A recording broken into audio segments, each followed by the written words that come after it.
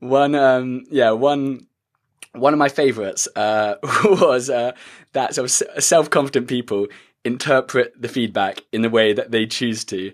I know that this kind of applied to your courting of your wife, and then also what was that about? Oh man, that was a story, right? I'll give you a different story, right? Okay, But the courting of my wife is a good one. But I'm going to give you a different story that shows it in the real world context of the sport. I cut this one guy three different times on my soccer team. His name is Kyle, right? There's a video if you ever want to watch it. It's called Kyle Stewart Chances. They've just put it on video on YouTube. And I cut this guy three different times. I called the number to pick his friend, and I called him. He shows up, and he's like, and he still doesn't make the team. He's like, what do I got to do to make the team? I said, Kyle, there's three guys ahead of you. One's an All-American, one's a freshman All-American, and one's going to be an All-American. They're excellent players. It's not going to happen for you, right? Something crazy is going to, like, all those guys are going to have to drop down dead in order for it to happen. It's just not likely in the cards.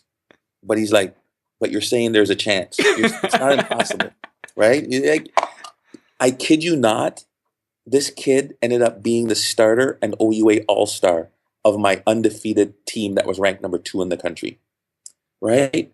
If he had listened to me, imagine, like, he shouldn't be there. He has no business. Yet he's the starter and the captain, right? You gotta always choose to interpret feedback the way you want to. I think that's one of the most important pieces.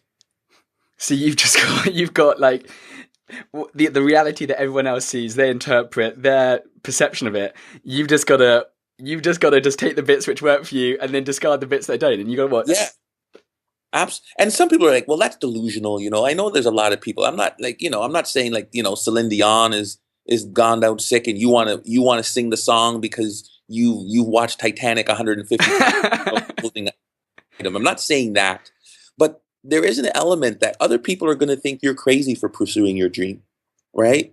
Like what's one man's delusion is another man's dream, right? So I would rather be delusional pursuing something than be turned away at the first, second, or third rejection.